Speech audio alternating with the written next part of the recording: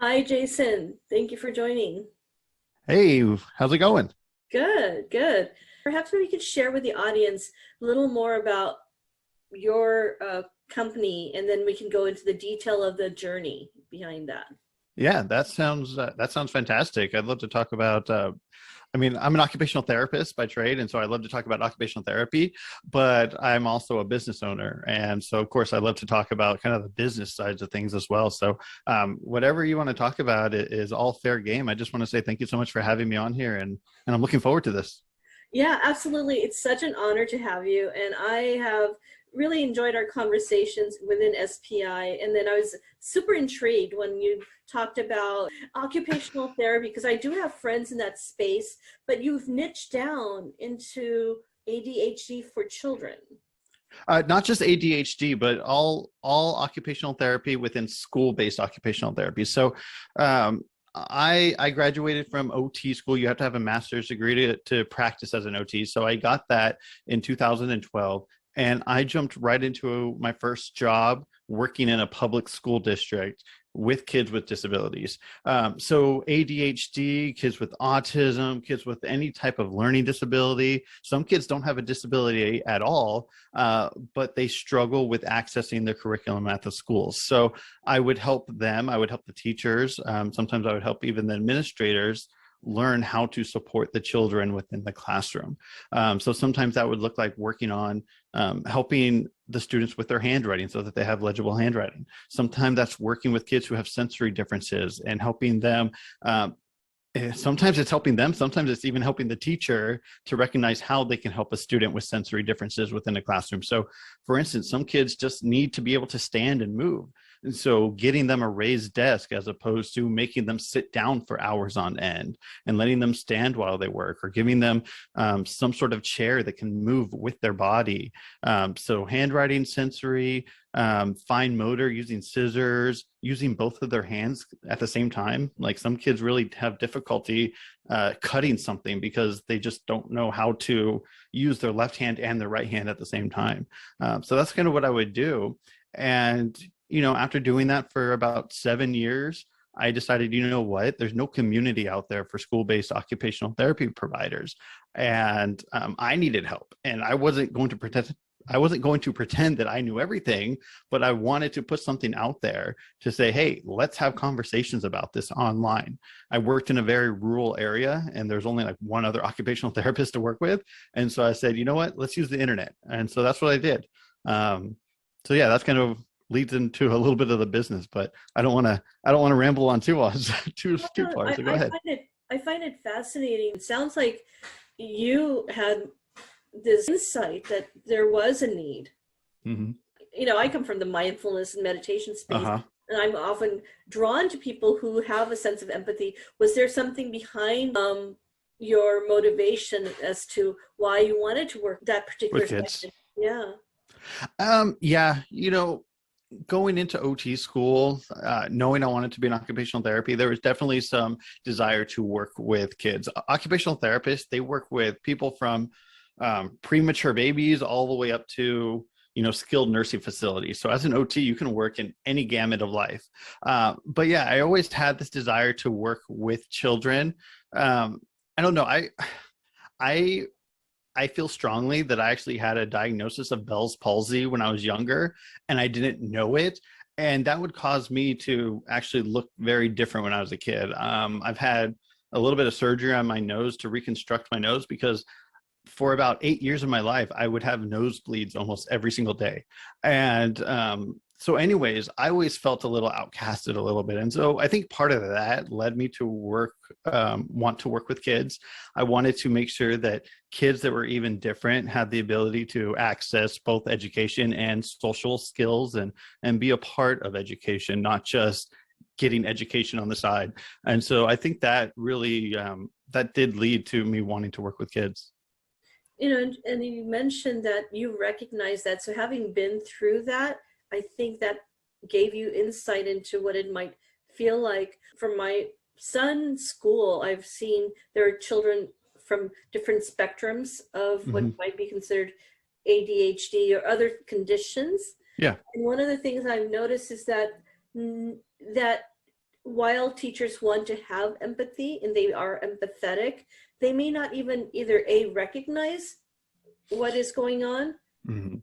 or have the tools. And so what's your innovation sounds like you've now identified that need.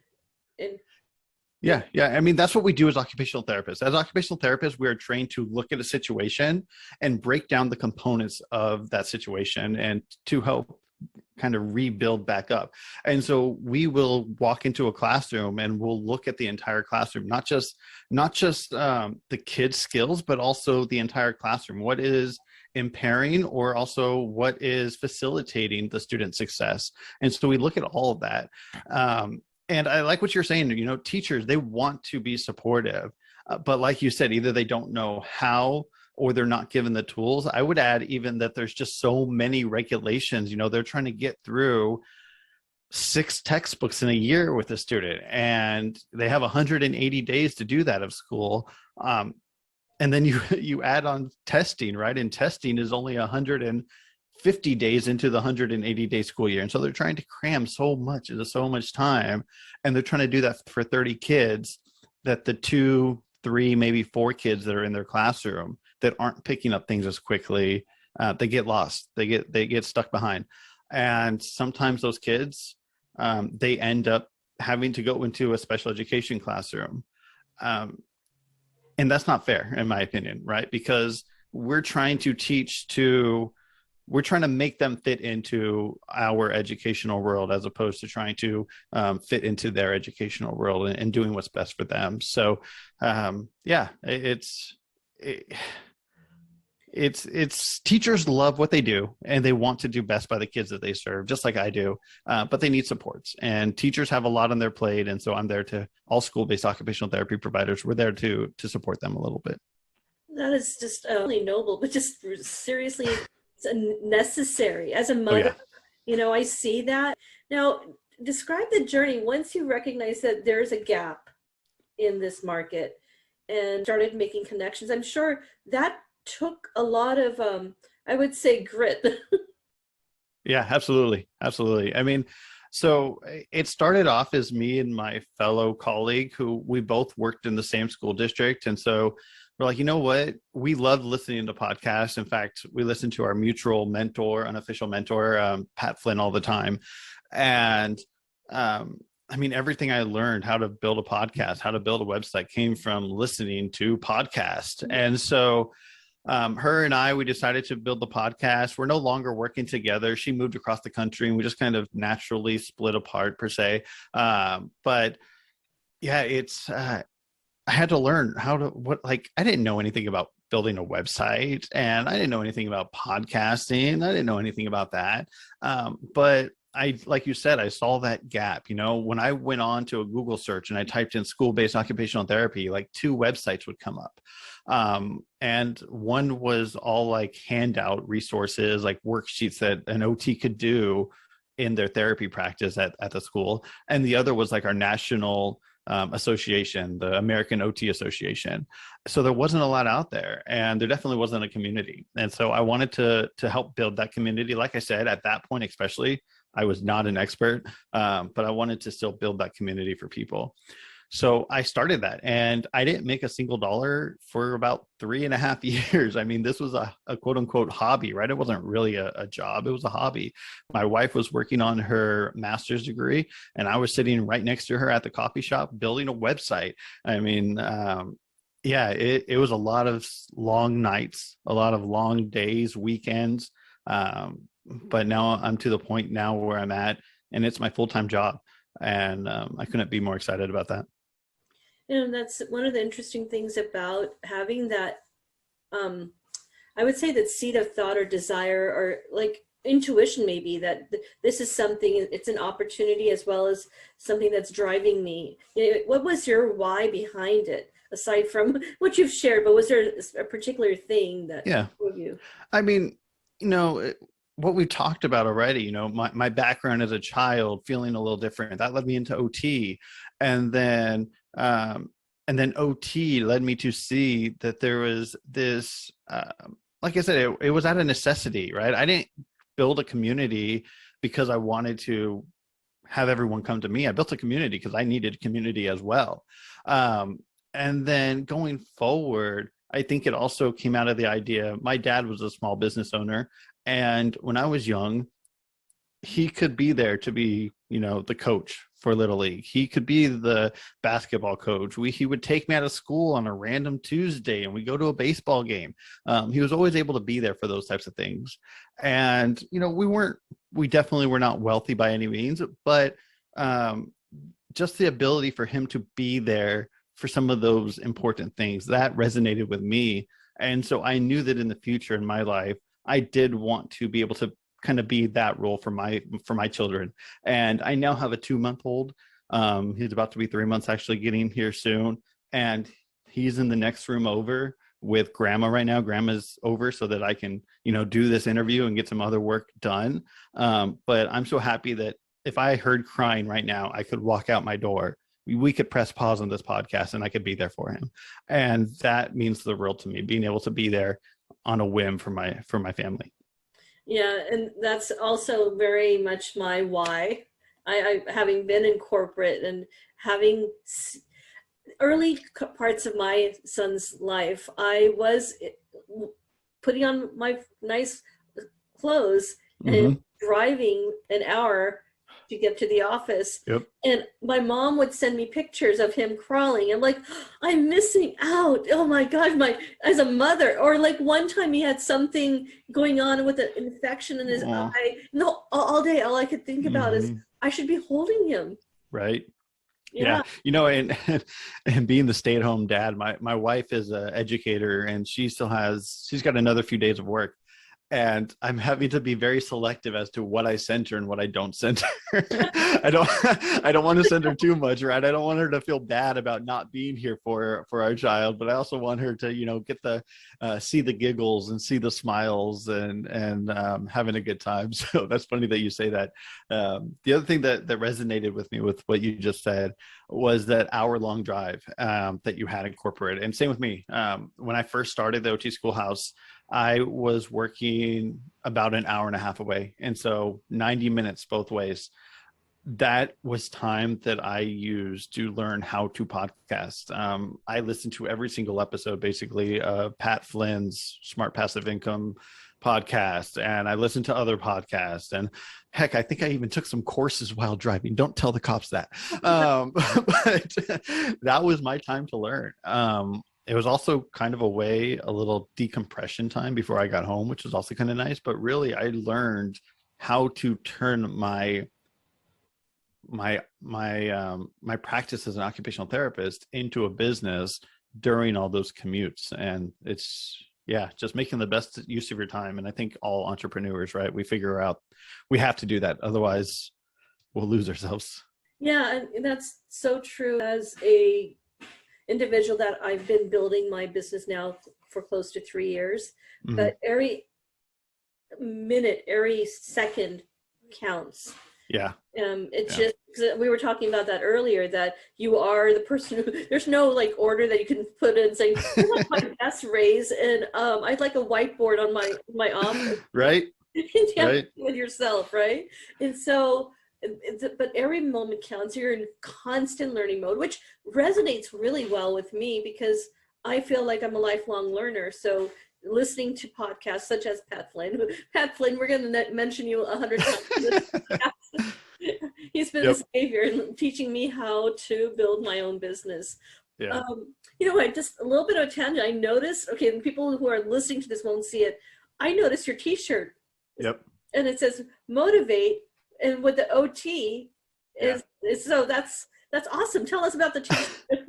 Yeah, so this is a shirt I found on, I don't know, Etsy or Amazon or something, and it is a quote-unquote OT shirt, occupational therapy shirt, but it spells out the word motivate 4 times, and in each time the OT is in a different color to kind of point out the OT side. And when I found it, I bought like 3 of them because I was like, oh, I like that one. Occupational therapy is actually a very heavily female-oriented profession, similar to teaching. I think teaching is becoming a little bit more, there's more males going into teaching as with occupational therapy, but it's really hard for me to find an occupational therapy shirt because they're so oriented toward females, but this one I actually did find. I've actually made some of my own now because I'm like, okay, I can't find anything I like, so I just made some. But yeah, this is all about OT and motivate. That's part of what we do as occupational therapy practitioners. There's actually even a model called the MOHO model, which the M in MOHO stands for motivate. And so yeah, it's something that we do, and so I got the shirt. That is really awesome. And that is sort of the theme of what I believe this podcast conversation is about, is really about motivation, not only motivation as the form of art that you're practicing, in your case, occupational therapy, and creating an entrepreneurial business around it, but whether it's that or any kind of entrepreneurial business, what drives both of us, I believe, is the motivation. And Yeah. you have some sort of insight. You don't have a crystal ball, unless you do, and you can share that with me. But if you have a crystal ball and you have that insight, what will happen if I plant this seed and start growing a business? Because it didn't exist when you started. And that's saying, Oh yeah, absolutely. A lot of us that maybe even Pat Flynn could say that. It's like when he started, he may not have had the I would say a vision that this is going to turn into what it did. Yeah, 100%. And real quick, I accidentally misspoke a second ago.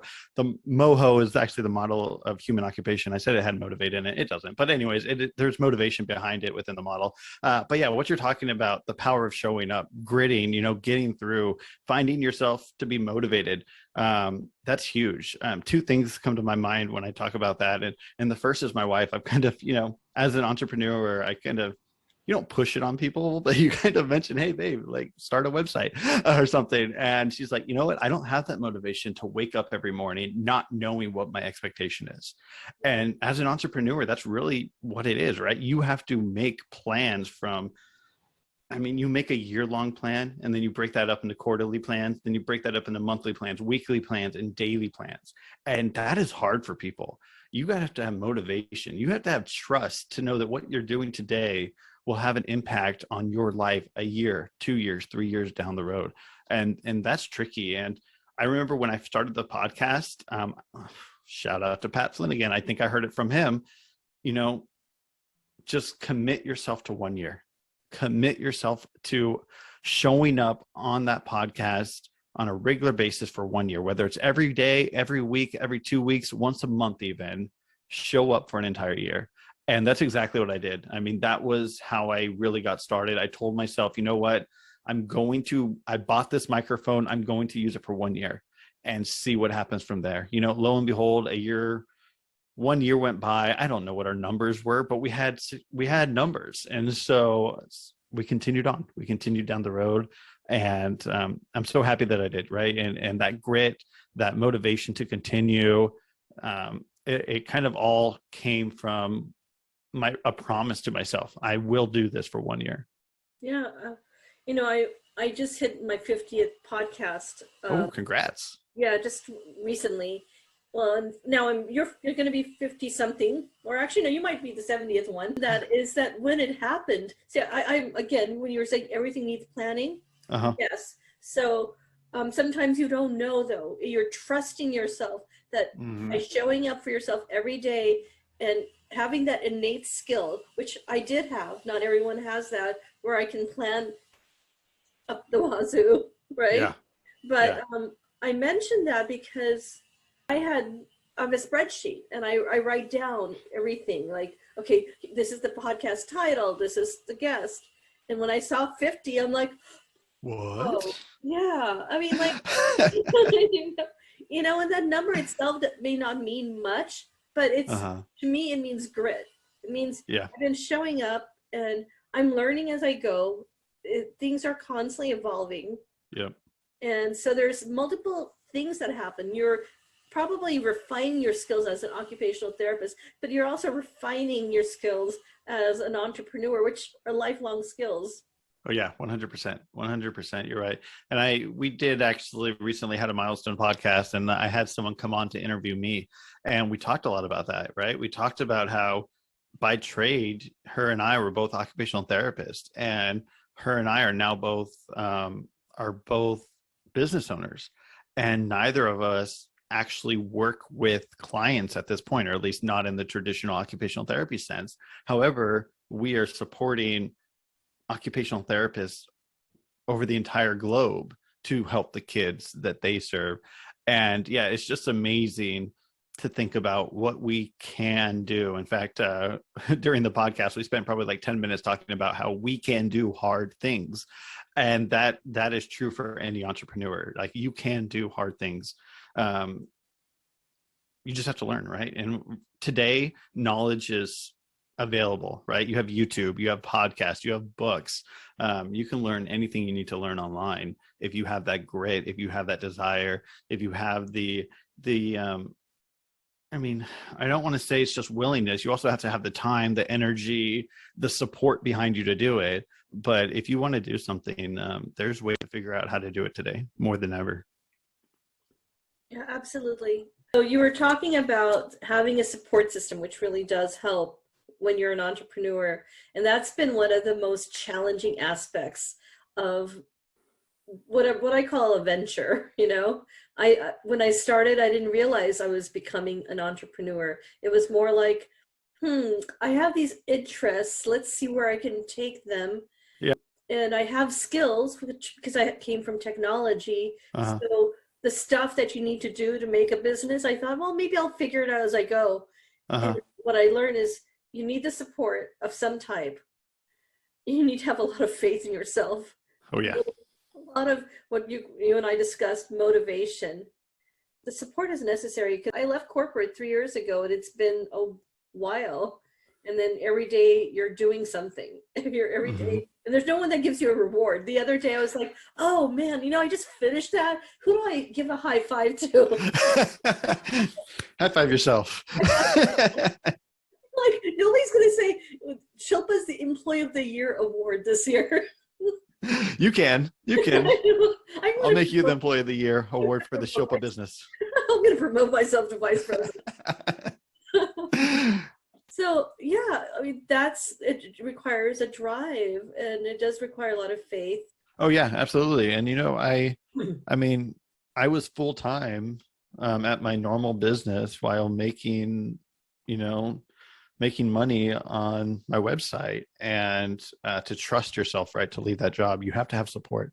I mean, my wife was supportive of me stepping away from a very good income full-time job. And it wasn't easy for her to support me all the time. I know that. I mean, we had tough conversations about that. It definitely wasn't easy.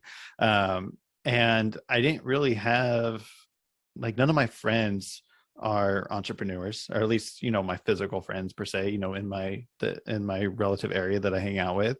And so I had to find those people online.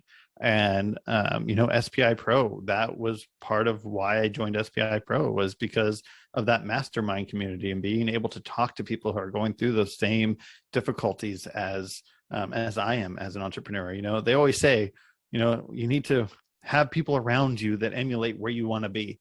And that was part of the reason that I joined SPI Pro, was to be able to find that community. I'm so happy I did, because it's hard to find people like that, especially once you get out of college, right? It's hard to make friends in general. It's even more difficult to find specific friends that are entrepreneurs and are doing things like that. It's hard. So finding support wherever you can is important.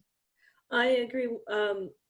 One of the things that I learned through SPI, again, I 100% resonate and agree that SPI Pro has helped me sort of find my tribe as an entrepreneur.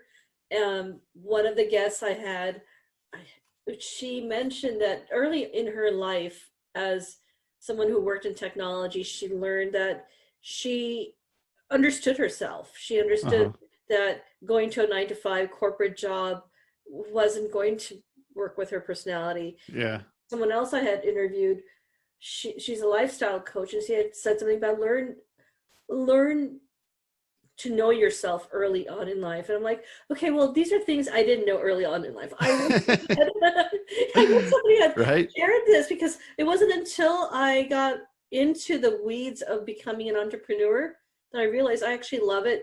I have yet to see the fruition of it coming together and really what I would consider like the success markers. Mm-hmm. However, the joy is there. Yeah. Yeah. And that's important because, they always say, right, do what you love and you'll never work a day in your life. I don't think that's true. I mean, I definitely work even though I love what I'm doing. But you're right. If you love something, it's easier to do it knowing you're not quite making money yet.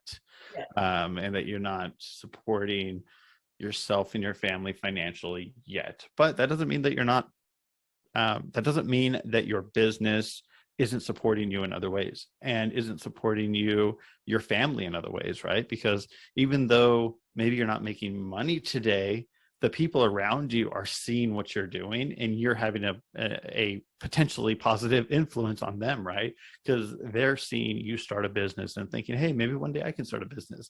Or maybe your son, your daughter, your family, they're seeing what it means that, like we talked about earlier, you being able to be at home or me being able to be at home rather than an hour away.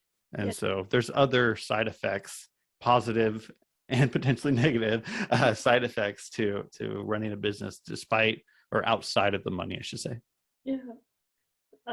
Yeah, I agree. And I only wish I had this conversation with you 10 years ago. I wish I had this conversation with me 10 years ago, man. Well, as entrepreneurs, we do have a lot of conversations with ourselves. That is true. That is true. Myself and podcasts with all the podcast hosts, they don't know it, but I'm talking right back to them. That's so true. Well, let's hear a little bit more about the business itself that you created, what it's called, I know you're serving, but one more time. Yeah. And how people can learn more about you. We'll include the links in the description, but let's just say someone is like, you know what, I'm a school teacher. I'd love to get a hold of this content. Yeah, absolutely. So my brand, the name is OT Schoolhouse, and that is basically wherever you can find me, right? otschoolhouse.com, OT Schoolhouse podcast, OT Schoolhouse carrier pigeon, I don't know, email, everything like that. But what we do is we provide professional development for school-based occupational therapy providers. So those OT providers that are working in the schools. It is very niche, and it is niche for a reason, because I know who I can support and I want to support them. My goal is to support them so that they can support the teachers that they work with, the kids that they work with, the administrators they work with, and also themselves, of course, being able to advocate for themselves. And so I do this through a podcast. I have online courses. I have a conference actually coming up for school-based occupational therapy providers where I'm hoping to have, last year we had 375 participants. So I'm hoping to have 400 to 500 participants this year. It's going to be great. We do that all online so anyone can participate, because teachers, anyone who works in public schools, or anyone that works in a job in general, as much as we love to go to conference, we hate the work that we have to make up after the conference. So we're doing it all online to make it easy and accessible for everyone. And that's the OT Schoolhouse in a nutshell. We have some big things coming in the future, but otschoolhouse.com. You can find me there. Also, my name is Jayson Davies, Jayson with a Y in it, Jayson. And you can find me anywhere. Yeah. That is awesome. Now, in the conference itself, where are your different audience coming from, and what will they learn there or do? Yeah. So primarily the audience is school-based OTs that are in the States, in the United States. However, last year we had a few people join us from Australia, a few people from the UK, and one or two people from Singapore, actually. So that's amazing, right? You're like, why does someone in Singapore even know I exist? But yeah, so we have people from all over the world joining us. And this year, our conference theme is expanding collaborative practices for school-based OTs. And what we are bringing in is speakers to tell or to share, not tell, but to share with school-based occupational therapy providers how they can collaborate with teachers, with PE teachers, with speech pathologists, with physical therapists, with all the other people that are there to support kids in order to better support those kids.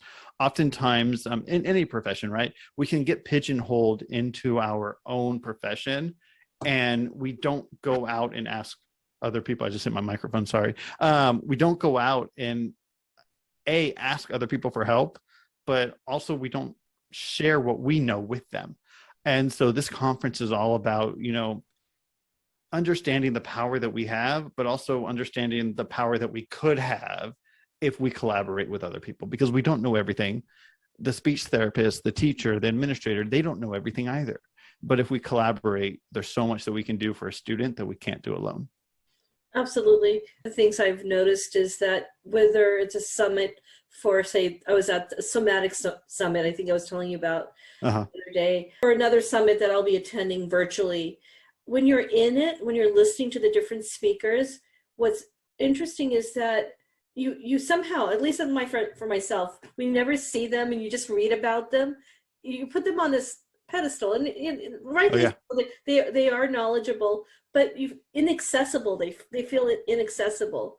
And when you have these environments that you've created, like you've done, then the accessibility also changes the dynamics of what you feel you can ask and share. And sometimes you realize, I do have a voice. I might even be able to provide anecdotal data that can shift the dynamics. Absolutely. And part of what we do with the conference is that we provide a community aspect to it as well. And so you can attend live or you can watch the replays of the actual sessions. But I think even more important, and what people really appreciated last year, was the ability to hop into the community and ask questions about that session. I am a speaker, but I also obviously I'm going to watch the other sessions, and I love facilitating the chat. And so I really get the chat going, because I believe that we learn more when we are fully engaged. And I believe that if you are using the chat, if you are inputting text into that chat and talking back and forth, you are more engaged than someone who is not in the chat, right? Because it's too easy these days to be on a Zoom session, watching a YouTube video, and doing 3 other things at a time. But if you are engaging in the chat, then I know that you are watching the video. And so I really try to keep the chat engaging and facilitate questions and facilitate answers. And I think that makes the summit all that much better. That's wonderful. Well, any parting wisdoms for not only the field of OT as it's evolving, and you're part of that catalyst, and also maybe any wisdom for people like myself that are entrepreneurs who feel like they are isolated and may not always have the connections that they need or want? Yeah, I mean, as far as occupational therapy goes, it is a growing field. It's amazing. And there will always be a space for occupational therapy, in my opinion. And it's a very rewarding profession to know that we get to support people.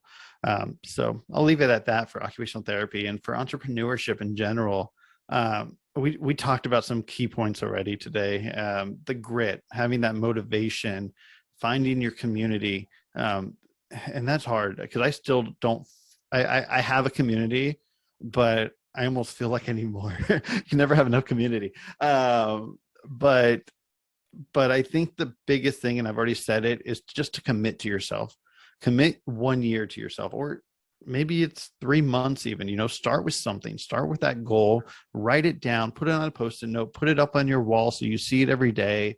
And almost will it to make it happen, right? It's not faking it till you making it, or it's not fake it till you make it. It's dream it till you achieve it, or do it till you achieve it. If you've got that goal in your mind, there is too much information out there to not be able to learn it. If you have that will, you have that desire, you have that time and energy, you can make it happen. Oh, and I'm just going to be in tears just hearing. And what you're not seeing is all these, this large Post-it note sheets people get from the office. My wall behind this computer is filled with it. And 2 years ago, I wrote down these things. I thought, oh man, they're just like out there in the future. But it was like this map of, okay, here's the website, here are the social medias, here's the YouTube. And then maybe on this little Post-it note, podcasts, and here are the few guests maybe I could get. Maybe I'll stop at those 7, and like and now you're at 50 plus, and all that little stuff that's out there on my drawings and notes, it's happened. That's awesome. but I've got a long ways to go. Oh, I know, but that's so powerful though, right? I mean, just know once upon a time, those were just words on a sticky note. Yeah. And now you can put a link anywhere you want on the universe and on the web to any one of your podcasts that was just a dream at one point. That's pretty awesome. Yeah, last week, I started thinking, maybe I want to write a children's book. And so last week I wrote down children's book, even though I've been saying it. It was out in ether. So I put Yeah, a post-it note and decided to smack it on my wall, deciding right. The maybe power of it'll writing it happen down. another year from now. Maybe there's a book.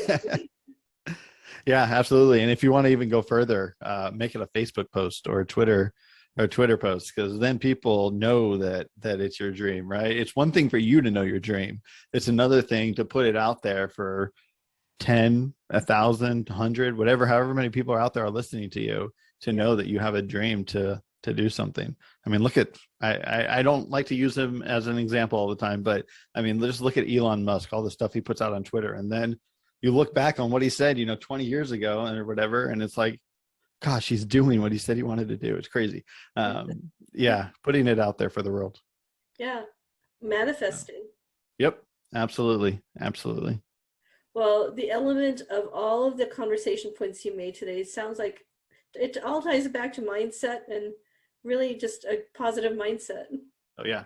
A positive and growth mindset. Absolutely. Okay.